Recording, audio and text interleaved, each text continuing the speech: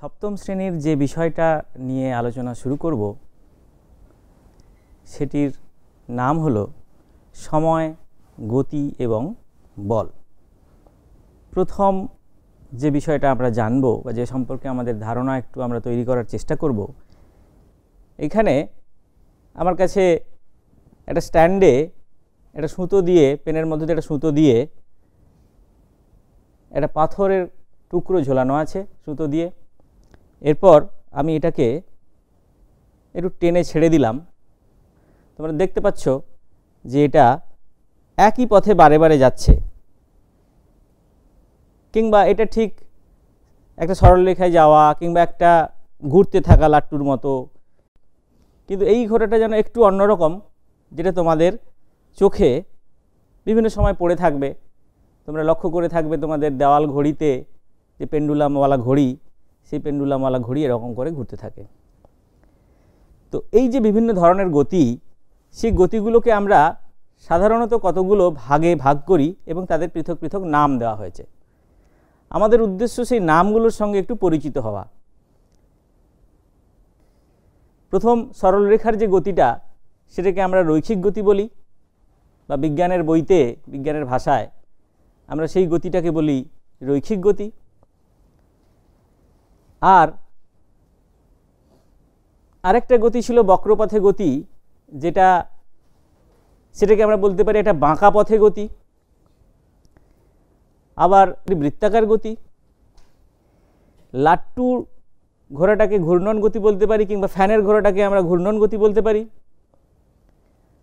আর লাট্টুর মধ্যে যখন সেটা এক জায়গায় স্থির হয়ে ঘুরছিল, সেটাকে আমরা ঘূর্ণন গতি বললেও যখন ওটা একটু একটু এদিক ওদিক হচ্ছিল, সেই ধরনের গতিটাকে আমরা বলতে পারি মিশ্র গতি, যার মধ্যে সোজা পথে যাওয়াও আছে আবার ঘোরাও আছে। ওই কারণে আমরা সেটাকে মিশ্র গতি বলতে পারি, বা এই ধরনের গতিটাকে মিশ্র গতি বলা হয়।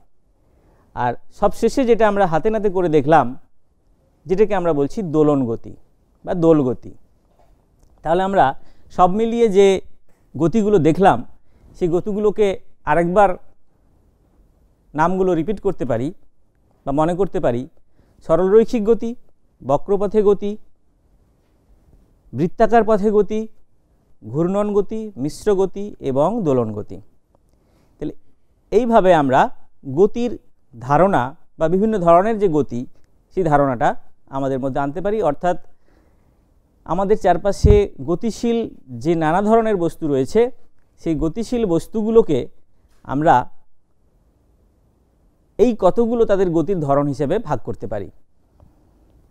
যদি আমরা বলি যে যখনই কোনো বস্তু গতিশীল হয়, তখন সে একটা স্থান থেকে একটা স্থানে যাচ্ছে,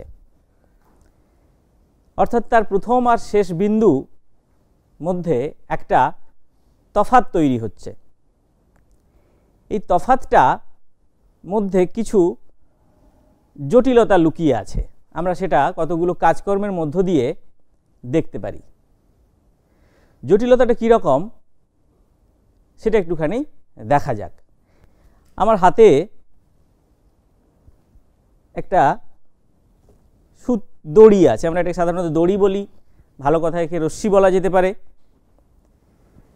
এখন আমি আমার বন্ধুর সাহায্যে এর দৈর্ঘ্যটা একটু মেপে নেব। তো দেখা যাচ্ছে যে এটা মানের দিক থেকে প্রায় 232 কিংবা 33 সেন্টিমিটার, না কতটা হচ্ছে, 237, 36 কিংবা 37 সেন্টিমিটার। এখানে একটা জিনিস তোমরা লক্ষ্য করছো যে আমরা যখন এটা পরিমাপ করছি, এই পরিমাপের ক্ষেত্রে কিন্তু বেশ কিছুটা ত্রুটি তোমরা লক্ষ্য করছো, যেটা বিজ্ঞানের যে কোনো পরিমাপের সঙ্গে জুড়ে থাকে। পরিমাপে নানা ধরনের ত্রুটি হয়।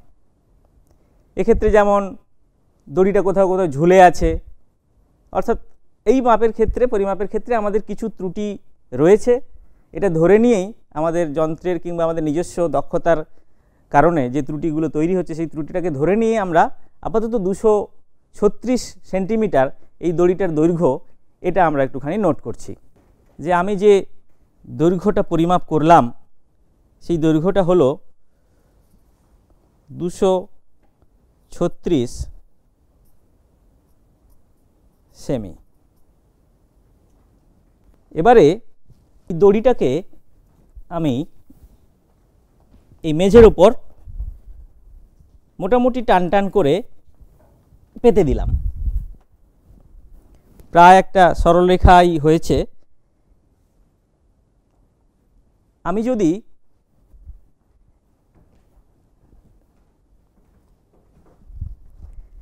এখন বলি যে এই দড়িটার দৈর্ঘ্য যেরকম করে পাতা হয়েছে কত, তোমরা সেটা সকলে একমত হবে যেটা 236 সেন্টিমিটার।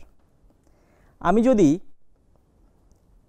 এই পথটা আস্তে আস্তে অতিক্রম করি, আমরা এখানে আরেকটা কাজ করতে পারি আমাদের পরবর্তীকালের সুবিধার জন্য, যে আমি যতটা পথ, এই যে পথটা যাব এটা কতটা সময় লাগছে আমি একটু সময়টা মেপে নিতে পারি। এই সময় পরিমাপটা আমার একটু সুবিধা দেবে পরের বারে। আমি সময়টা শুরু করতে বললে স্যার শুরু করবেন। স্টার্ট।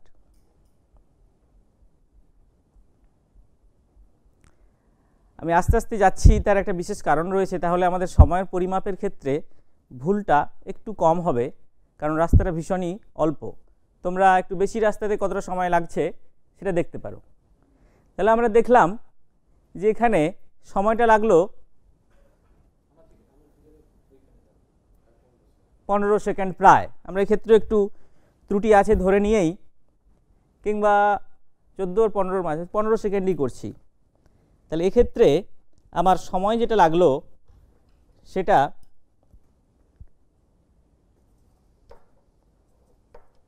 15 সেকেন্ড, এবং আমি রাস্তাও গেছি 236 সেন্টিমিটার। এরপর আমি করলাম কি, এই রাস্তাটা একটু আঁকামাঁকা করে দিলাম।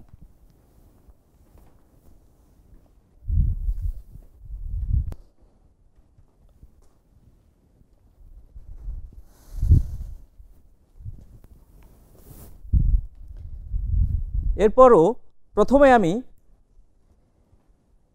এই প্রথম বিন্দু এবং শেষ বিন্দুর মধ্যেকার দূরত্বটা একটু পরিমাপ করব।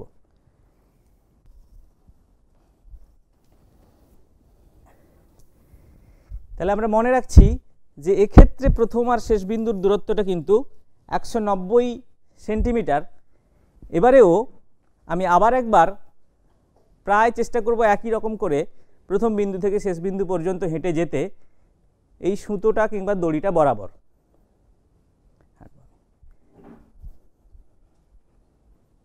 স্টার্ট।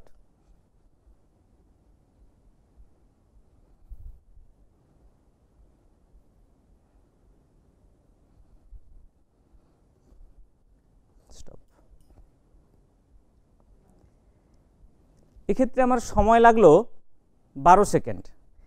আমি এরপর এখানে কতগুলো জিনিস একটু লিখব। আমরা সকলে নিশ্চয়ই এটা একমত হব যে আমি যে দূরত্বটা অতিক্রম করলাম সেটা অবশ্যই 236 সেন্টিমিটার,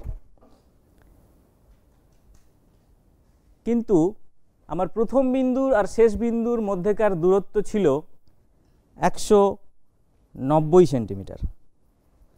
এটা আমরা মেপেছি। তাহলে আমার প্রথম অবস্থান এবং শেষ অবস্থানের মধ্যেকার সরলরৈখিক দূরত্ব আমরা যদি একদম সোজাসুজি মাপি, সেই সরলরৈখিক দূরত্বটা 190 সেন্টিমিটার, কিন্তু যেহেতু আমি পুরো দড়িটা বরাবর হেঁটেছি, আমি রাস্তা গিয়েছি কিন্তু 236 সেন্টিমিটার। তাহলে কেউ যদি তোমায় প্রশ্ন জিজ্ঞেস করে তুমি মাঝখানে কি করেছো, সেটা তোমার কেউ দেখলো না। আমি প্রথমে কোথায় ছিলাম? প্রথম বিন্দুতে। 12 সেকেন্ড পরে কোথায় আছি? দ্বিতীয় বিন্দুতে। তাহলে প্রথম বিন্দু এবং শেষ বিন্দুর মধ্যেকার মাঝখানের সময়টা তোমরা যদি চোখ বন্ধ করে থাকো, তাহলে তোমরা বলবে যে আমি ওইখান থেকে এইখান পর্যন্ত এসেছি, তার সোজা রাস্তাটা মেপে নিলাম। সেটা কেউ একজন বলতে পারে। আবার যে চোখ খুলে রেখেছে সে বলতে পারে যে আপনি তো ওই দিক থেকে হেঁটে হেঁটে গেলেন, তাহলে সে বলবে যে 236 সেন্টিমিটার গিয়েছি। তাহলে দুটো জিনিসের মধ্যে নিশ্চয়ই একটি পার্থক্য রয়েছে বা তফাৎ রয়েছে। প্রথম যে বিষয়টা, যেটা আমরা সুতোটা বরাবর বা সুতোর পুরোটা যদি আমরা ধরি, যে পথ বরাবর আমি হেঁটে হেঁটে এলাম সেটাকে আমরা বলি অতিক্রান্ত দূরত্ব। আর প্রথম আর শেষ বিন্দুর মধ্যেকার যে সোজাসুজি দূরত্বটা, সেই দূরত্বটাকে আমরা বলি সরণ। এই সরণ বিষয়টা আমাদের পদার্থবিদ্যার ক্ষেত্রে একটা ভীষণ গুরুত্বপূর্ণ একটি ভৌত রাশি, এবং সেটি অতিক্রান্ত দূরত্বের থেকে একদম অন্য একটা রাশি আমরা বলতে পারি। তাই দুটোর মধ্যে পার্থক্যটা আমাদের ভালো করে বুঝে নিতে হবে। এবারে তোমরা নিজেরা যেটা করতে পারো, এই যে দড়িটার কথা এখানে দেখানো হয়েছে, সেই দড়িটাকে নানা রকম ফর্ম দিতে পারি আমরা। কখনো গোল করে দিতে পারি, একটু অর্ধবৃত্তের মতো করে দিতে পারি, 3-4 বার এদিক ওদিক বাঁকিয়ে দিতে পারি। প্রত্যেক ক্ষেত্রে আমরা ওই দড়ি বরাবর হাঁটব। দড়ি বরাবর হাঁটলে আমাদের পথ যাওয়া হবে কিন্তু প্রতি ক্ষেত্রে 236 সেন্টিমিটার। কিন্তু বুঝতেই পারছো যে প্রথম আর শেষ বিন্দুর মধ্যে আমি যদি আমার পরিমাপক ফিতাটা ফেলে দিই, তাহলে প্রতি ক্ষেত্রে মাপ আলাদা আলাদা হবে। প্রথম যেটা মানে দড়ির যে দৈর্ঘ্যটা, যে বরাবর আমি হাঁটছি, সেই দৈর্ঘ্যটাকে আমরা বলবো আমার অতিক্রান্ত দূরত্ব, কারণ আমি ততটা পথ গেছি, আমি ততটা পথ অতিক্রান্ত করেছি। কিন্তু প্রথম আর শেষ বিন্দুর দূরত্ব হবে সরণ, যেটা হলো এরকম বলা যেতে পারে যে আমার সরণ প্রতি ক্ষেত্রে আলাদা আলাদা। সবচেয়ে ম্যাক্সিমাম যে সরণ হতে পারে সর্বোচ্চ মানের, সেটা কিন্তু প্রথমে যেটা দেখিয়েছি 236।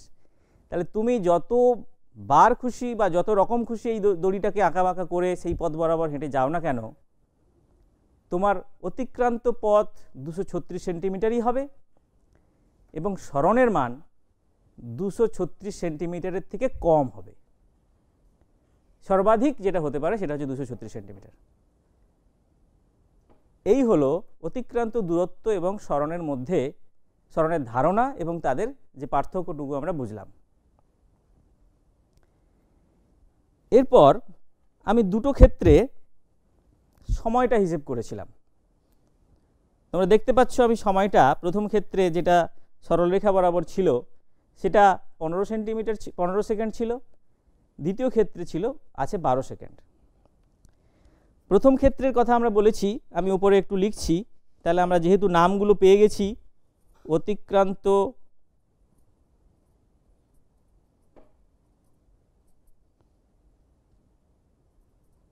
দূরত্ব, আর এক্ষেত্রে আমরা এটাকে নাম দিচ্ছি সরণ। আর প্রথম ক্ষেত্রে অতিক্রান্ত দূরত্ব এবং সরণ দূরত্ব একই ছিল, কারণ আমি দড়িটাকে স্ট্রেট রেখেছিলাম। এটা যেহেতু প্রথমে বাংলা লেখা হয়ে গেছে, আমি এটা ইউনিফর্ম করার জন্য এটাকেও সেন্টিমিটার ইংরেজিতে লিখে দিলাম। আর এটা হলো সময়। এরপর এই সময়টা আমরা একটু পরে কাজে লাগাবো। প্রথমে আমি 236 সেন্টিমিটারই গেছি, আমার সময় লেগেছে 15 সেকেন্ড। দ্বিতীয়বারে আমি 236 সেন্টিমিটার গেছি, আমার সময় লেগেছে 12 সেকেন্ড। তাহলে প্রথমে আমি একটু ধীর গতিতে গেছি, দ্বিতীয়বার আমি একটু দ্রুত গেছি, কারণ প্রতিবারই আমার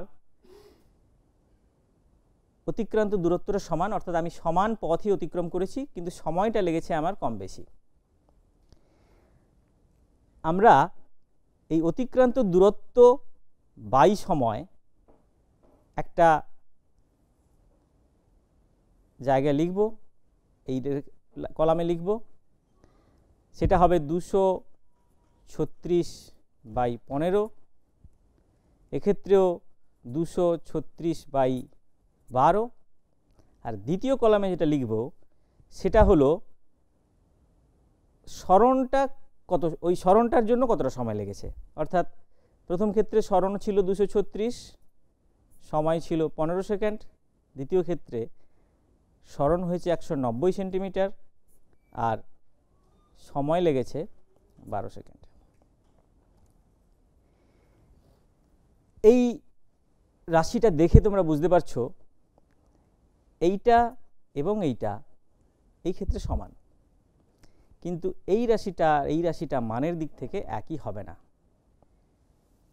এখন আমার হাঁটার প্রচেষ্টার দিকে তোমরা যদি একটু খেয়াল করো, প্রথমে আমি একদম সোজাসুজি গেছি, দ্বিতীয়বারে আমার রাস্তাটা যেহেতু আঁকাবাঁকা ছিল, আমার চলাটাও আঁকাবাঁকা হয়েছে, অর্থাৎ প্রতি মুহূর্তে প্রায় বা যেখানে যেখানে বাঁক ছিল আমি আমার অভিমুখ চেঞ্জ করেছি। সব সময় যে একই গতি বজায় রেখেছি সেটাও হলপ করে বলা যায় না, কম বেশি হতেই পারে, কখনো হয়তো একটু বেশি হয়েছে, কখনো হয়তো একটু কম হয়েছে। তাই আমরা এই বিষয়টাতে অবশ্যই একমত হব যে আমার পুরো সময়টাতে গতিটা একই মানের ছিল না। তাহলে আমি যেটা হিসেব করছি বা এই যে 236কে 15 দিয়ে ভাগ করছি, অতিক্রান্ত দূরত্ব বাই সময়, এটা আমাদেরকে কি দেয়? দেখা যাচ্ছে যে এটা যদি আমরা একটুখানি লিখি, এইখানে যদি লিখি অতিক্রান্ত দূরত্ব বাই সময়, এটার মানে কি দাঁড়ায়? 1 সেকেন্ড সময়ে আমি কতটা দূরত্ব অতিক্রম করেছি।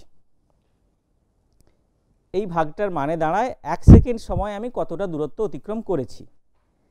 আবার এটাও ঠিক যে আমি প্রত্যেক 1 সেকেন্ড সময়ে সমান দূরত্ব যাইনি, কারণ আমরা বলেছি যে আমার গতিটা বিভিন্ন সময় পরিবর্তন হতেই পারে, হয়নি যেটা আমরা হলপ করে বলতে পারি না। তাহলে এটা বলা ভালো যে আমি গড়ে প্রতি একক সময়ে এই দূরত্ব গেছি, তাহলে আমরা একটু নিরাপদ থাকব। সেই কারণে এই রাশিটার নাম দেওয়া হয় গড় দ্রুতি। তাহলে এখানে আমরা যেটা পাচ্ছি মানের দিক থেকে সেটাকে লিখতে পারি আমরা গড় দ্রুতি। একই রকমভাবে এটা কিন্তু অন্য মান দেবে আমাদেরকে। প্রথমটা গড় দ্রুতি এবং গড়, এটাকে যাই বলি না কেন, একই মান দেবে, কিন্তু এক্ষেত্রে আলাদা মান দেবে। যেহেতু এটার ক্ষেত্রে আমরা হিসেব করছি সরণকে সময় দিয়ে ভাগ করছি, এটা অবশ্যই অন্য মানও দিতে পারে এবং আলাদা এর একটা মানে রয়েছে। এটার নাম হয় সরণ বেগ বা গতিবেগ। বেরিয়ে যাচ্ছে, তাহলে এটা আমি এখানে লিখছি গতিবেগ। আবারও এটাকে গতিবেগ বলাটা কতটা যুক্তিযুক্ত হবে, কারণ যেহেতু আমরা প্রত্যেক সময় আমাদের যে এই সরণ বাই সময় এই রাশিটা একই ছিল আমরা বলতে পারি না, অর্থাৎ প্রতি একক সময়ে যে একটা নির্দিষ্ট মানের সরণ হয়েছে সেটা যেহেতু বলা যাচ্ছে না, তাই আমরা এটাকে গতিবেগ না বলে গড় গতিবেগ বলাটাই বা গড় বেগ বলাটাই ভালো। গড় গতিবেগ কিংবা আমরা বলতে পারি গড় বেগ।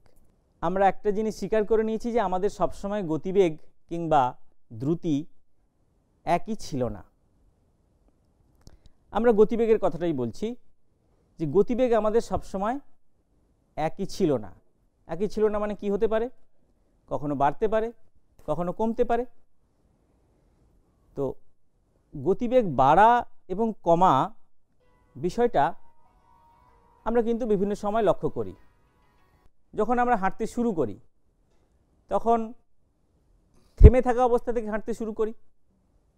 তাহলে যখন থেমে থাকা অবস্থা থেকে হাঁটতে শুরু করছি, তাহলে প্রথমে আমাদের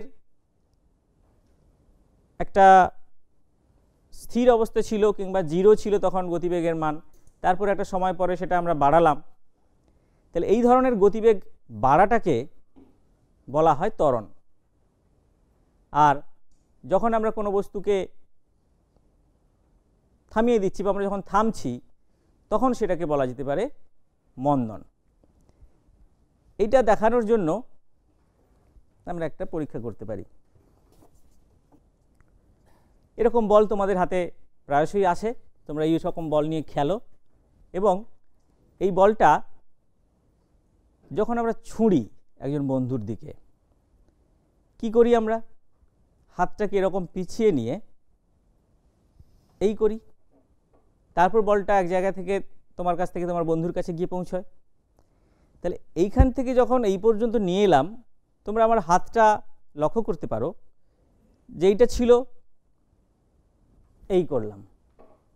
তাহলে এই গতি থেকে এই শূন্য থেকে একটা বেড়ে গেল এবং আমরা যখন হাতটা ছেড়ে দিলাম, বলটা যখন ছেড়ে দিই তখনই সে একটা গতিবেগ নিয়ে সামনের দিকে চলতে থাকে এবং তারপরে এর গতিবেগ কিন্তু আর বাড়ে না। যা সর্বোচ্চ গতিবেগ আমরা দিই সেটা এই প্রসেসটার মধ্য দিয়েই। অর্থাৎ আমি হাতটাকে যত জোরে ছুঁড়ব, যত স্পিড করব, তত এ বেশি গতিবেগ নিয়ে চলতে থাকবে। আবার একটা সময় পরে আমরা এটা সকলেই লক্ষ্য করেছি, কোনো বস্তুকে যখন আমরা গতিশীল করে দিই কিছু সময় পরে সে থেমে যায়। সেরকম থেমে যাওয়ার ব্যাপারটাকে আমরা বলি, বা থেমে যাওয়াটাকে বলছি, বা এটাকে যদি আমরা এইভাবেও দেখি যে এই বাড়ালাম আবার থেমে গেল, তাহলে প্রথমে ত্বরণ হলো আবার মন্দন হয়ে থেমে গেল, কারণ এটা আমার হাত থেকে যায়নি। গতিবেগ শূন্য থেকে শুরু করে বেড়ে আবার শূন্যতেই থাকলো। তাহলে এই রকম ক্ষেত্রে আমরা যে গতিবেগ বাড়া এবং কমা, একটাকে বলি আমরা ত্বরণ এবং একটাকে বলছি আমরা মন্দন। এখন ত্বরণের মান নির্ণয় করার একটা সূত্র রয়েছে, সেই সূত্রটা আমরা একটু দেখে নিতে পারি। যে ওর গতিবেগটা শূন্য থেকে বেড়ে কিছু সময় পরে 30 কিলোমিটার পার ঘন্টা হয়েছে। এখন এখান থেকে আমরা ত্বরণের মান নির্ণয় করতে পারি। ত্বরণ কথাটির অর্থ হলো গতিবেগের পরিবর্তনের হার। যদিও তোমরা হয়তো এটা দুটো নাম রয়েছে, ত্বরণ এবং মন্দন, কিন্তু ত্বরণ এবং মন্দনটাকে আমরা অনেক সময় ঋণাত্মক ত্বরণ বলি। অর্থাৎ একটা নামই বেশি প্রচলিত, ত্বরণ। সেটা কখনো পজিটিভ হতে পারে, যখন গতিবেগের মান বাড়বে তখন আমরা বলি ত্বরণ, আর যখন গতিবেগের মান কমবে তখন আমরা বলতে পারি ঋণাত্মক ত্বরণ। সেটাকে অন্য নাম দেওয়া হয়েছে মন্দন। তাহলে গতিবেগের পরিবর্তনের হারটাকে আমরা বলি ত্বরণ। গতিবেগের পরিবর্তনের হার বিষয়টা কীরকম? যেই শূন্য থেকে 30 কিলোমিটার পার ঘন্টা পৌঁছতে সময় লেগেছে তার, আমরা দেখতে পারি ধরো 1 মিনিট সময় লেগেছে। বেগের পরিবর্তনের হার অর্থাৎ বেগের পরিবর্তন বাই সময়, যে সময়ে এই পরিবর্তনটা ঘটেছে, এটা দিলে আমরা যেটা পাবো সেটা হচ্ছে ত্বরণ। আবারও বলছি যে বেগের পরিবর্তনটা কম থেকে বেশি হতে পারে বা বেশি থেকে কমও হতে পারে। যখন বেশি থেকে কম হবে তখন সেটাকে আমরা ঋণাত্মক ত্বরণ কিংবা মন্দন বলবো। এই দুটো মান থেকে আমরা হিসেব করতে পারি, কিন্তু হিসেবটা একটুখানি জটিল। জটিল এই কারণে যে এইখানে এককগুলো ঠিক করা নেই, মানে আমাদের একটু কাজ করতে হবে। এই 30 কিলোমিটার পার ঘন্টাটাকে ঘন্টায় রাখা যাবে না, যেহেতু 1 মিনিটে পরিবর্তনটা আমরা লক্ষ্য করেছি, তাহলে এটাকে দুটোকেই সেকেন্ড করে নিলে সবচেয়ে ভালো হয়। তো যাই হোক, সেই হিসেবটা আমরা করে ফেলতে পারি।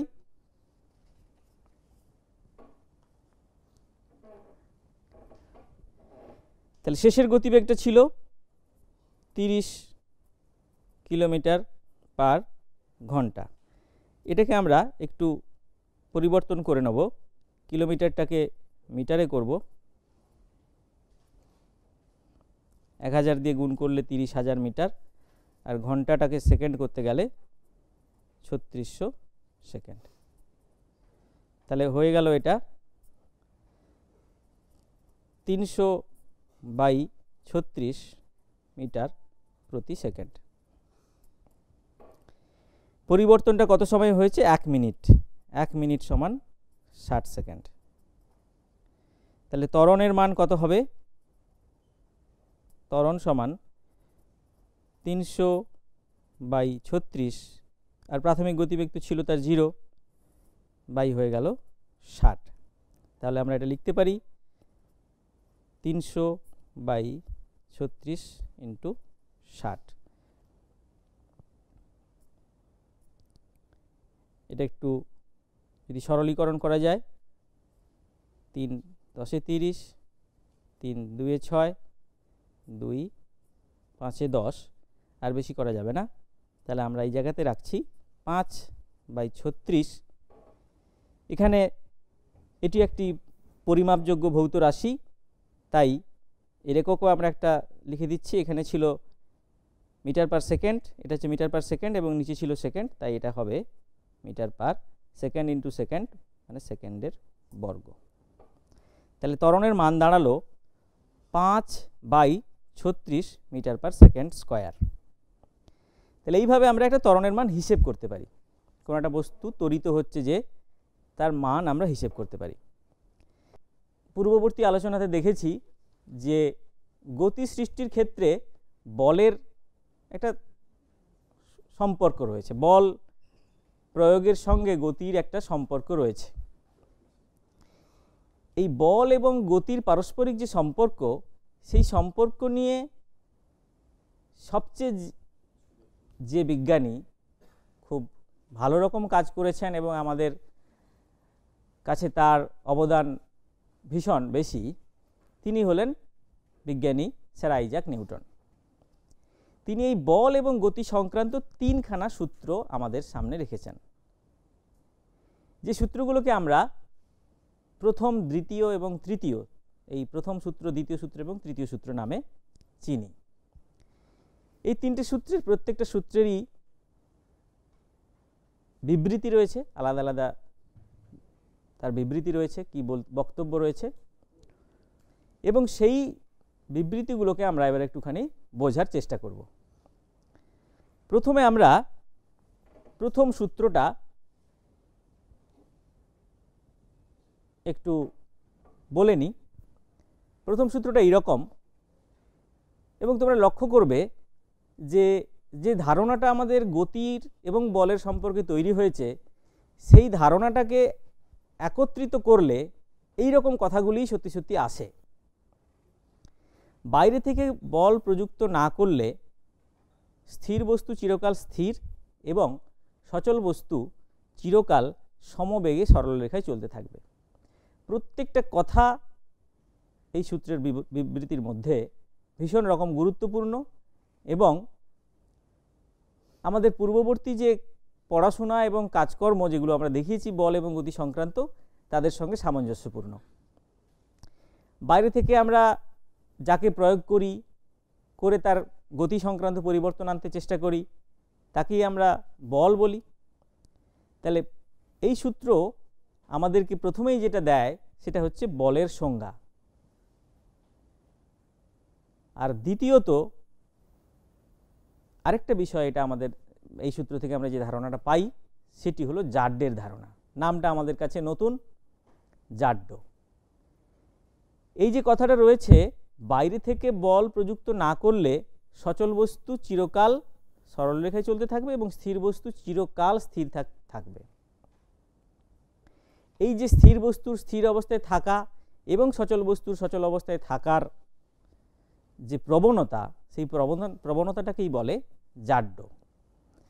এই জাড্য দুই ধরনের হয়। অবশ্যই যেহেতু তোমরা খেয়াল করলে যে দুটো ধরনের কথা বলা হয়, যে একটা স্থির বস্তু স্থির থাকতে চাইবে আর গতিশীল বস্তু গতিশীল থাকতে চাইবে, তাহলে ধরনও দুটো আছে। প্রথম ধরনটিকে আমরা বলি স্থিতিজাড্য এবং দ্বিতীয় ধরনটিকে আমরা বলি গতিজাড্য। এখন জাড্যটার কথাটাই আলোচনা করা যেতে পারে। আমরা বস্তুর জাড্য ধর্ম তার ভরের উপর নির্ভর করে, এইটা দেখানোর জন্য আমরা দুই একটা এক্সপেরিমেন্ট করতে পারি। যেমন আমার কাছে এই মাউসটি রয়েছে, বা বলতে পারি আমার কাছে এই সেলোটেপের এটি রয়েছে, সেলোটেপের এটি রয়েছে। আমি এটাকে খুব সহজে এক স্থান থেকে আরেক স্থানে সরিয়ে দিতে পারি, কিন্তু আমি যদি ল্যাপটপটাকে সরাতে চাই, অপেক্ষাকৃত একটু বেশি বল প্রয়োগ করতে হবে। অর্থাৎ এর যেহেতু এটি হালকা, এর স্থির থাকার প্রবণতা এর তুলনায় একটুখানি কম। আবার আমি যদি পুরো টেবিলটাকে ঠেলে সরাতে চাই, তাহলে আমার পক্ষে সেটা প্রায়ই অসম্ভব, তার কারণ এটি ভীষণ ভারী। তাহলে যার ভর যত বেশি, তাকে তার স্থিতিশীল অবস্থাটা থেকে গতিশীল করতে আমাদের আরও বেশি কষ্ট করতে হবে, বেশি বল প্রয়োগ করতে হবে, আমরা এটা বলতে পারি যার স্থিতি জাড্যটা তার ভরের উপর নির্ভর করছে। আরেকটা, এটা গেল স্থিতিজাড্যের কথা। আমরা গতিজাড্যের ক্ষেত্রে দেখতে পারি এর ভেতরে যে এইরকম একটি নিয়ম, বিজ্ঞানের নিয়ম লুকিয়ে আছে, যেটা নিউটন আবিষ্কার করেছিলেন বা বলেছিলেন, সেটা তোমরা অনুভব করতে পারবে। তাহলে আমরা দেখলাম দুটো ক্ষেত্রে স্থিতিজাড্য এবং গতিজাড্য, অর্থাৎ জাড্যের ক্ষেত্রেই জাড্য ধর্ম বজায় রাখার চেষ্টা তারা বেশি করে যারা বেশি ভারী। তাহলে ভরের সঙ্গে জাড্যের যে নির্ভরতা সেটা আমরা দেখতে পেলাম। এরপর আরেকটা জিনিসের উপর আমরা একটু নজর দেব। তার আগে বলি যে এটা তোমাদের সকলেরই দেখা বা সকলেরই অভিজ্ঞতা রয়েছে, তোমাদের বইতেও এই উদাহরণ রয়েছে, যে চলন্ত গাড়ি হঠাৎ চলতে চলতে হঠাৎ করে ব্রেক করলে যাত্রীরা সবাই সামনের দিকে ঝুঁকে পড়ে। কেন হচ্ছে? কেন আমরা যদি ধীরে ধীরে করি তাহলে কেন এটা হয় না? তো সে সম্পর্কে আমরা এই জাড্যের আরেকটা দুটো খুব এক্সপেরিমেন্ট করে দেখব আমরা, এবং সেটা একটু মজাদার হবে এক্সপেরিমেন্টটা বলে আমার মনে হয়। আমার কাছে এই 4টে হোয়াইট বোর্ডের পেন রয়েছে। এরা সবাই, এদের সারফেসটা, এই দেশটা খুব মসৃণ, তাই এরা খুব সহজেই দাঁড়িয়ে পড়তে পারে। আমি করছি কি, এদেরকে এই কাগজটার উপরে দাঁড় করাচ্ছি।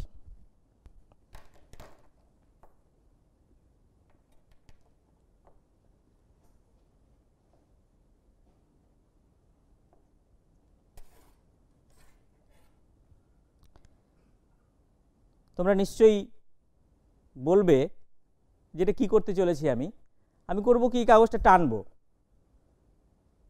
তাহলে কি হবে? তোমার কি মনে হচ্ছে? পড়ে যাবে, তাই তো? দেখা যাক, আমি করে দেখি কি হয়।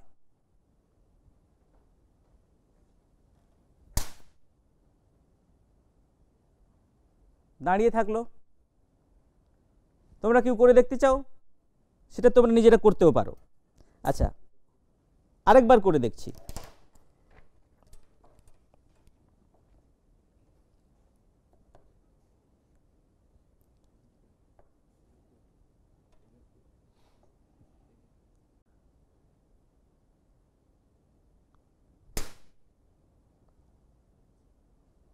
তাহলে আগেরটার এবং এটার মধ্যে তফাৎটা কি হলো? প্রথমবারে আমি যেটা করলাম সেটা একটু ধীর হয়েছে, বা বলা যায় যে দ্বিতীয়বারে যেটা করলাম আমি অনেক দ্রুত এই স্কেলটা দিয়ে মারলাম। তাহলে সাইকেলের কিংবা গাড়ির যে উদাহরণ আমরা দিয়েছিলাম, সেখানে যেমন দেখা গেছে যে দ্রুততা বা দ্রুত হঠাৎ করে হওয়া কিছু, সেই বিষয়টা এখানে একটু গুরুত্বপূর্ণ হয়ে দাঁড়াচ্ছে। ঠিক আছে, আরেকটা মজাদার এক্সপেরিমেন্ট আমরা করব, সেটা দেখে আমরা আরেকবার দ্রুততার বিষয়টা কতটা ইম্পর্ট্যান্ট বা গুরুত্বপূর্ণ সেটা আমরা একটু দেখব। আমার কাছে একটি অর্ধেক ভর্তি বোতল আছে। বোতলের ওপর আমি একটা সেলোটেপের রিং আটকে দিয়েছি। এরপর একটা রঙিন চকের টুকরো প্রায় বোতলের মুখের মতো করে একই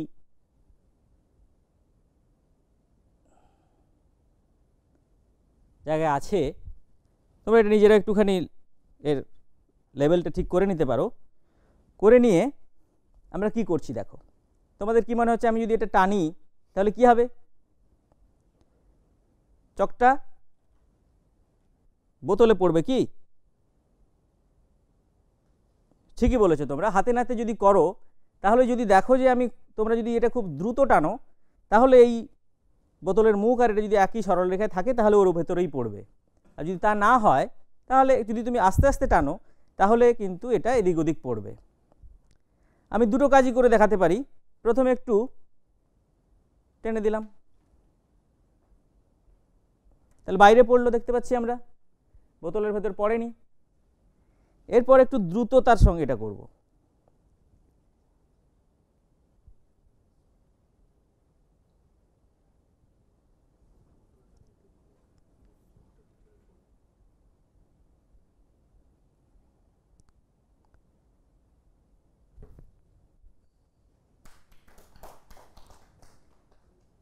তাহলে দেখলাম যখন আমরা দ্রুত করলাম তখন এটা একদম বোতলের মধ্যেই পড়লো। তাহলে এখন আমরা দুটো জিনিস দেখলাম, একটা ভরের উপর নির্ভরতা রয়েছে, আরেকটা দেখলাম সময়ের উপর। এটা আমরা প্রায়শই লক্ষ্য করি যে সময় হঠাৎ হঠাৎ হলেই এই জাড্ডের ব্যাপারটা যেন ফুটে ওঠে ভালো। তাহলে সময় ব্যাপারটা কেন গুরুত্বপূর্ণ আমরা একটু পরে সেটা নিয়ে একটুখানি আলোচনা করব। তাহলে আমরা দেখলাম প্রথম সূত্র থেকে আমরা দুটো বিষয়ের ধারণা পেলাম, এক হলো জাড্য এবং আরেকটা বলের সংজ্ঞা, যেটা আমরা প্রথমেই আলোচনা করেছি। এরপর দ্বিতীয় সূত্র, এর বিবৃতিটা কীরূপ?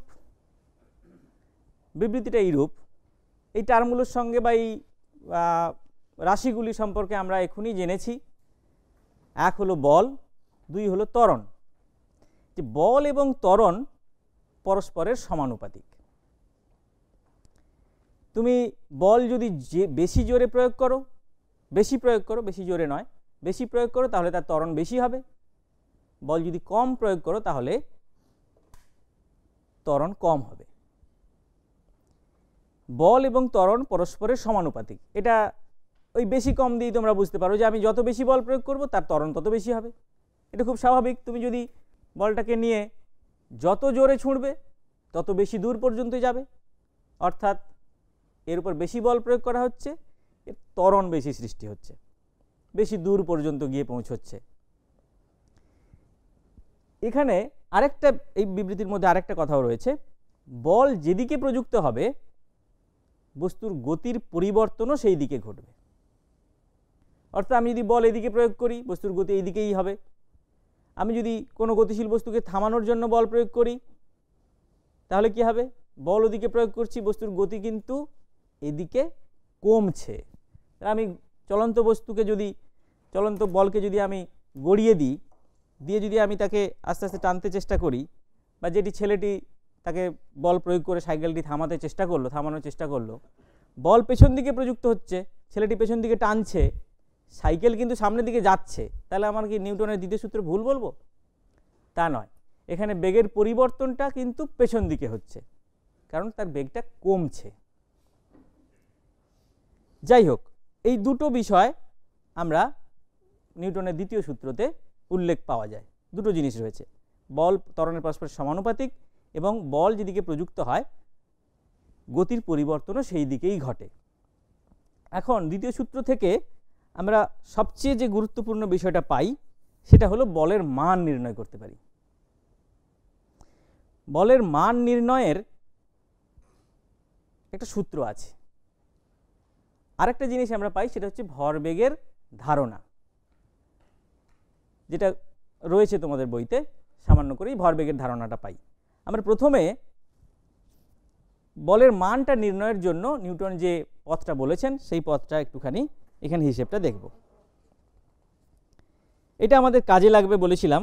এই যে ত্বরণের মানটা, নিউটনের দ্বিতীয় সূত্র অনুযায়ী বল সমান বস্তুর ভর গুণিতক তার ত্বরণ। এখন আমরা একটা গতিশীল মোটর সাইকেলের ত্বরণ বের করে ফেলেছি 5/36 মিটার পার সেকেন্ড স্কোয়ার। যদি মোটর সাইকেলের ভর জানা থাকে, আমি ধরলাম ওই মোটর সাইকেলটির ভর 100 কেজি এবং তার ত্বরণের মান 5/36 মিটার পার সেকেন্ড স্কোয়ার। এটাকে যদি আমরা গুণ করে ফেলি তাহলে হবে 500/36 metre per KG metre per second square. KG এককটা রয়েছে এখানে। এই কেজি মিটার পার সেকেন্ড স্কোয়ারটাকেই আমরা পূর্বে যে নিউটন বলের একক জেনেছি, এটা কি বলা হচ্ছে? নিউটন। তাহলে আমরা বলের মান নির্ণয় করতে পারি। তার সূত্রটা হলো এইটা, বল সমান ভর গুণিতক ত্বরণ। এখন এটা নতুন কাগজে আমরা শুরু করছি। আমরা পেলাম বল সমান ভর গুণিতক ত্বরণ। ভরকে আমরা সাধারণত এম দিয়ে যদি লিখি, ত্বরণকে যদি এ দিয়ে লিখি তাহলে এইভাবে লেখা যেতে পারে, বল সমান ভর গুণিতক ত্বরণ। এখন ত্বরণের ক্ষেত্রে আমরা দেখেছি, ত্বরণের সংজ্ঞাটা আমরা পেয়েছি বেগের পরিবর্তনের হার।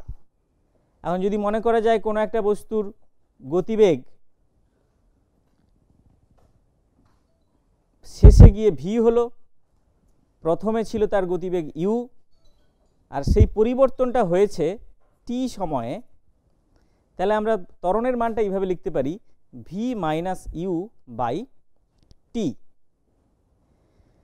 তাহলে বলটাকে আমরা একটা সিম্বল বা চিহ্ন দিয়ে লিখে ফেলি, বলছি আমরা পি। তাহলে পি সমান M into V minus U by T. তাহলে এর পরের ধাপে আমরা যে কাজটা করছি সেটা হচ্ছে পি কে টি দিয়ে গুণ করছি, m v minus m u. এই যে এম এবং ভি বা এম এবং ইউ অর্থাৎ ভর এবং বেগ, এই দুটোর যে গুণফল, এই গুণফলটাকেই আমরা বলছি ভরবেগের ভরবেগ। এখন এটাই নিউটনের দ্বিতীয় সূত্র থেকে পাওয়া যায়, এবং কিভাবে পাওয়া যায় বা কেন এখানে বলা হয়েছে পাওয়া যায় সেটা এখান থেকে আমরা একটু বুঝতে পারি যে এইভাবে ভরবেগটা রয়েছে। এখানে যেটা দেখা যাচ্ছে যে ভর গুণিতক বেগ, বিযুক্ত ভর গুণিতক বেগ, এখানে ভর গুণিতক অন্তিম বেগ, এখানে ভর গুণিতক প্রাথমিক বেগ, এটাকে বলছি আমরা ভরবেগের পরিবর্তন। যাই হোক, ভরবেগটা আমরা এখনই ছেড়ে দিচ্ছি। তাহলে এখানে আমরা দেখতে পারি যে পি গুণিতক টি সমান M into V minus m into u. এখন এবার একটু প্রথম গতিসূত্রের কথা খেয়াল করো। আমরা বলেছিলাম যে বাইরে থেকে বল প্রযুক্ত না করলে স্থির বস্তু চিরকাল স্থির এবং গতিশীল বস্তু চিরকাল স্থির থাকে। অর্থাৎ আমি যদি এই সমীকরণটাতে পি সমান 0 বসাই তাহলে কি হয় না, 0 সমান m v minus m u, কারণ পি আর টি, পি 0 হলে গুণফলটা 0ই হয়, বা এম ভি সমান এম ইউ, বা আমি যদি এম আর এম কে দুদিক থেকে বাদ দিয়ে দিতে পারি তাহলে লিখতে পারি ভি সমান ইউ। অর্থাৎ প্রাথমিক বেগ এবং অন্তিম বেগ সমান হবে যদি কোনো বস্তুর উপর বল 0 হয়, যেটা প্রথম গতিসূত্রের বিবৃতি। এখন এই কাজটা আমরা পিটাকে 0 না করে যদি আমরা টিটাকে 0 করি, সময়টাকে 0 করি, তাহলে কি দাঁড়ায় না পি গুণিতক 0। তাহলে এবারেও দাঁড়াবে 0 সমান m v minus m u, বা এম ভি সমান এম ইউ, বা ভি সমান ইউ। যদি ইউ 0 হয় তাহলে ভিও 0 হবে, যদি ইউ ইউ থাকে তাহলে ভিও ইউ হবে।